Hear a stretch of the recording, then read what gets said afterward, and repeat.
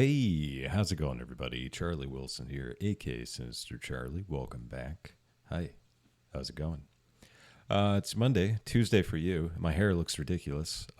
So yeah, let's watch a video. that I took a shower and I'm like, man, I really need a haircut. It's getting real bad. Bad. I'm wondering if I should just chop it off. Let's go ahead and like this. This is a World War II veteran versus HOA, Van T. Barfoot, or Barfoot. That's a cool name. If you don't live in the United States, I assume most of the people who watch these videos live in the United States, but if you don't, we have something called HOAs, which is Homeowners Association. It's basically a bunch of arbitrary rules that a bunch of your neighbors make up. And they pretend like they're in charge of things and stuff like that. So if you own a home, you're like how high your grass can be, which I understand that. That's fine. Just you don't want the place to become a mess, I guess. It was the original point. But then some people get drunk with power and they start saying stuff like, oh, you can't put up an American flag, or you can't put up a gay pride flag, or you can't. Stuff like that, where I'm just like, it's your house. You should be able to hang up whatever the hell you want. As long as it's not a huge eyesore, which I don't think an American flag, or if you want to put up your gay pride flag, should be a huge problem. That's just me. Kind of a libertarian-minded way of thinking about that. But sometimes stuff gets out of hand. I've seen it go really bad. I've never owned a home, but I can understand. So, yeah, let's get into it. You can stop hearing me talk. Go. This is it. This is a trifecta, a video where I finally get to talk about the military while simultaneously bashing on Karens and HOAs all at the same time. I was going to say, I forgot what I was going to say. I was like, can we stop saying Karen? Can we just start saying dicks again? Like, that's what they are. I think Karen thing got played out. The year's 2009. It's December, and it's been one of the craziest years in recent history. Barack Obama has just been inaugurated president. The record for the highest grossing movie of all time has just been shattered by Avatar. I never saw Avatar. The song of the year is the Black Eyed Peas' Boom Boom Pow. Michael Jackson, the king of pop, has passed away, and Kanye West is now famous for interrupting Taylor Swift during the VMAs. And on top of all of that, it's been one of the worst economic years for America since the Great Depression, with unemployment peaking at 10% and the housing market down 30%. And despite all the craziness going on in the world, in Richmond, Virginia, a 90-year-old man still takes time out of his day to walk out of his house every morning and hoist the American flag on the 21-foot flagpole in his front yard. Later that morning, he would walk right past that flagpole on his way to the mailbox to get the mail. And in the mail that day, he would receive a letter from a high-powered law firm informing him that he was hereby ordered to remove that flagpole and never fly the American flag in his front yard again due to... This never ends well for the HOA. It seems like there's going to be a news report and everybody's going to see it. And back then, I guess, maybe not everybody would see it, but usually that thing makes news, or at least local news. And shames the HOA, which I think is kind of a good thing. And I quote, aesthetic reasons relating to curb appeal. And I know what you're thinking. How on earth can you order somebody in America to not fly the American flag in their own front yard? Well, unfortunately, this gentleman lived in an HOA, a homeowners association, which if you don't know is basically diet communism. It's where a bunch of people build some nice houses, then they get together and they're like, hey, we got all these nice houses. You know what we need? More government. We've got federal, state, county, municipal. It's not enough. We need even more rules. We should come together, designate a tribunal of elder Karens to make all the important decisions for us, like whether or not I'm allowed to park my truck in front of my house overnight, what colored flowers I'm allowed to grow in my garden, and what color I'm allowed to paint my fucking house, to protect our property value. But it is on this day that the tribunal of Karens in charge of the Sussex Square HOA in Richmond, Virginia are about to find out the hard way that they have picked a fight with the wrong guy, because this is not just any old man. This is retired Army Colonel Van T. Barfoot, a combat veteran with 35 years of service and the recipient of a Silver Star, a Bronze Star, 2 Army Air Medals, the Legion of Merit, 3 Purple Hearts, and the Congressional Medal of Honor. In 1919, Van would grow up in Mississippi during the Great Depression as a one-quarter Choctaw Native American farm kid. Then in 1940, at the age of 21, he would volunteer to join the U.S. Army. He would achieve the... My grandfather was Sioux Indian, so I could see it. I was like, he seems a little... the rank of sergeant by 1941, and then Pearl Harbor October would happen. In 1940, the United States Army had 269,000 soldiers, and by the end of 1941, it had 1.4 million. And with now Sergeant Barfoot being a non-commissioned officer in a leadership role, he is one of the few people that America and the world would turn to train and lead all these new recruits into the largest war the world has ever seen. And that is exactly what Sergeant Barfoot did, leading his men through 3 amphibious landings at Sicily, Salerno, and Anzio before his entire unit would begin fighting their way inland through Italy. Then at the small town of Carano, Italy, Barfoot and his entire company would be stopped in their tracks. In order to advance further inland, they were going to have to go through the mountains. But in those mountains, the Germans had established fortified fighting positions, and there was seemingly no way through. Over the course of the next several weeks, Barfoot would lead his squad through scouting missions, trying to find any possible way through the German defenses, but there were none. Every single possible pass through the mountains, Germans had laid down a minefield, covered that minefield with fortified machine gun positions, and on top of that, they obviously had the high ground. After being halted for over a month, the order would finally come down that Barfoot's company is to just attack,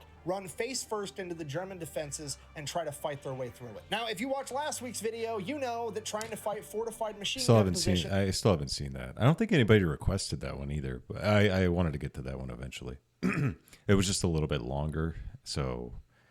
And, yeah, I have to save that for a day when I have more time. With the high ground is an absolutely terrible idea. If you didn't, there's this guy, Jake McNasty McNeese. Him and 34 men successfully beat 700 Germans in a firefight because they had fortified machine gun nests and the high ground. And this time around, the Germans have that plus a minefield. This is borderline a death sentence for Van's entire company, and everybody knows it. Now, Sergeant Barfoot believed that leaders should lead from the front and be willing to die for their men if necessary, which is the politically correct way of me telling you that Barfoot's about to do some gangster shit. He goes to the company commander and is like, hey, we're all gonna die anyways. Let me go out there with just me and my squad. We'll try to traverse the minefield, get in there, take out all the machine gun positions just by ourselves. Company commander's like, I mean, we're all gonna die anyways. Fuck it, why not throw a Hail Mary, give you a shot? So that's exactly what they do. Barfoot takes off like a bat out of hell, leading from the front, not checking to see how far behind his men are. He then makes it all the way through the minefield, jumps into the ditch, looks behind him. His men haven't made it yet. Doesn't matter. Gotta keep pressing forward. He gets to the first enemy machine gun emplacement, throws a grenade in there, blows up, bang, goes in to check, just anatomical confetti everywhere. Nobody survived. None of his squad mates have made it yet. You know, I've only thrown a grenade once, and it was a squad leader fex, a field exercise. And they sent it was going to be my last fex, and like a few months later I was going to get out, so they kind of wasted their money by sending me through squad leader fex. But it's not as like a big of an explosion as you would think. It's kind of like a pop, and it's just like, I don't know, it didn't seem that big of a big deal, but I don't know. But he doesn't seem like it's like in the blow movies. Up in the background, so they must be okay. They're just being overly cautious. He advances to the second machine gun emplacement, rushes in, kills 2 Germans, the other ones surrender. At this point, Barfoot's squad catches up with them. Apparently 2 of them have gotten hurt while traversing that minefield, at which point Barfoot's kind of just like, fine, whatever, just stay with the prisoners, I'll take care of it. Just complete dad energy of like, hold the flashlight and stay out of the way, I'm fucking working. He advances to the third enemy machine gun position completely by himself. Bear in mind, these Germans heard a grenade, a bunch of submachine gun fire, Germans screaming, and now there's just boss music playing, and it's getting louder as Van gets closer and closer. Van turns the corner, the Germans are like, fuck this, I quit, I surrender. I give up, you win. At this point, Sergeant Barfoot has effectively saved the day. His entire company now does not have to bum rush a minefield and a bunch of fortified enemy machine gun positions. Hooray. So Sergeant Barfoot changes gears, hops into the old leadership role. He starts consolidating everything, figuring out how many POWs he has, whatnot. And then a couple minutes later, the Germans launch a counterattack, and 3 German tanks come rolling down the road directly towards them. At this point, Barfoot continues to dad dick the entire situation, just like, give me the bazooka, stay in the trench, I got this. Gets out, walks out in front of these tanks, wide open, no cover, no concealment, nothing. Just standing out there like it's fucking Tiananmen Square with a bazooka, shoots at the first tank, knocks it out. The other 2 tanks are just kind of like, I mean, it's one crazy American with a bazooka standing in the open. This is for sure a trap, right? So they turn around and retreat. Now, just so we're all on the same page, this man has sprinted through a minefield, cleared 3 German machine gun nests, killed 8 Germans, captured 17 more, and knocked out a tank in the span of like 45 minutes. And he's like, I can do more. So he advances further into enemy-held territory by himself, finds a German artillery emplacement, proceeds to blow that up too,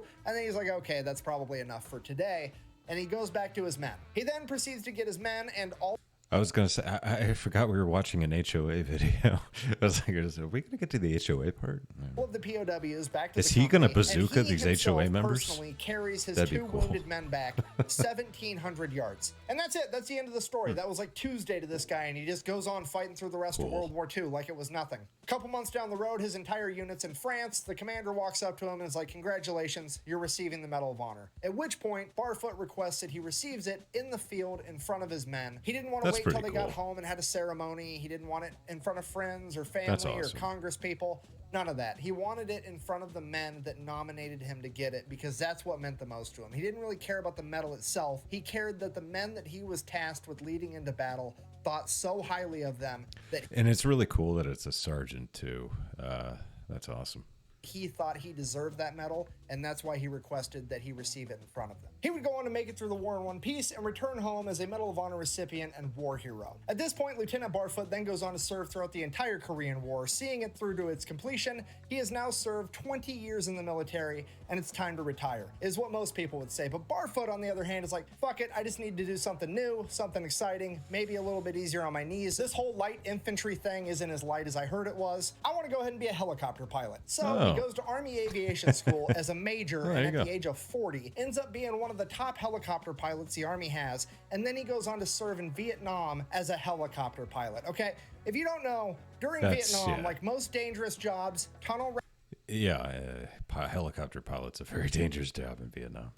Helicopter pilot, door gunner, hands down, not even a question, serves throughout the entire Vietnam War, comes back home, finally retires after 35 years in service and achieving the rank of colonel. Pension. He then goes on to finish out the rest of his working life as a military contractor. Now, military contractor, that could mean anything. He could be serving food at the chow hall. He could be sitting in an office giving people advice. Could be an instructor. I would assume instructor, but he's probably going to tell me something different.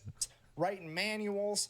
He could be doing some extracurricular gangster shit. We really have no idea. However, I will point out it's a little bit odd that some dude from Mississippi decided to put his roots down in Richmond, Virginia, which is like, I don't know, an hour away from CIA headquarters. Like, you do what you want with that information, I guess. I would just assume he was an instructor. Then after a career of doing some extracurricular gangster shit, contracting, he would go on, retire, and live happily ever after until one day in December of 2009, when at 90 years old, he would open a letter informing him he was not allowed to fly the American flag in his own front Bazooka yard. time. Which, bear in mind, literal Nazis with machine guns couldn't stop him from flying the American flag in Germany in the 1940s. And now you're gonna try to tell him he can't do it in fucking Virginia in his own front yard. It's a bold strategy. So the next day, Colonel Barfoot's son-in-law calls up the local radio show. They run with the story. It gets picked up nationally almost immediately. Everybody from the White House press secretary to Fox News to the local VFW is absolutely... That's where usually that's usually what happens with these kind of stories. If you want bad press, go for it. Those are stories that people will pick up because it does get, eyes on, it gets views.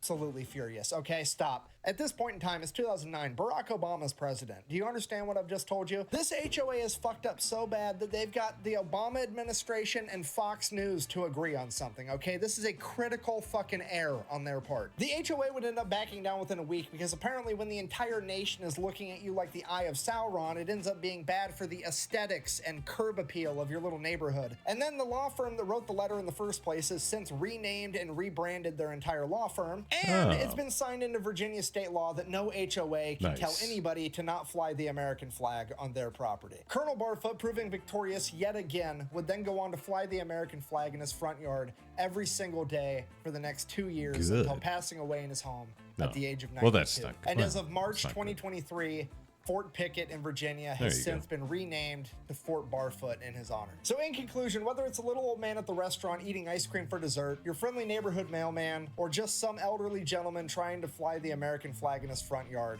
try to be nice to everybody because you really really might not know who you're fucking with. Thanks for watching. Best way to support the video is go buy some merch at thefatelectrician.com. Quack bang. I will. Stop bugging me. I feel I'm just kidding. I still feel personally that I was doing is my this the guy? job. A leader is supposed to protect, lead, Oh, that's cool. and sacrifice himself if necessary. I just can't imagine me ever fighting for a leader that wouldn't do that. Oh, that was good. I like that ending. Yeah, well, there you go. Yeah, Barfoot. Yeah, good stuff. I got nothing else. All right. Thanks for watching, everybody. Please like and subscribe down below. And if you got any suggestions, put them in the comments. I will watch your stuff. I've been messing with the OBS for my green screen. I don't know what to do. I'm really bad at this. But yeah, I think I need to watch a tutorial again. I think the last tutorial on OBS I watched was probably 2014. So yeah, maybe there's some new stuff I could do. I don't know. Yeah, but thanks for watching. I really appreciate it. And bye.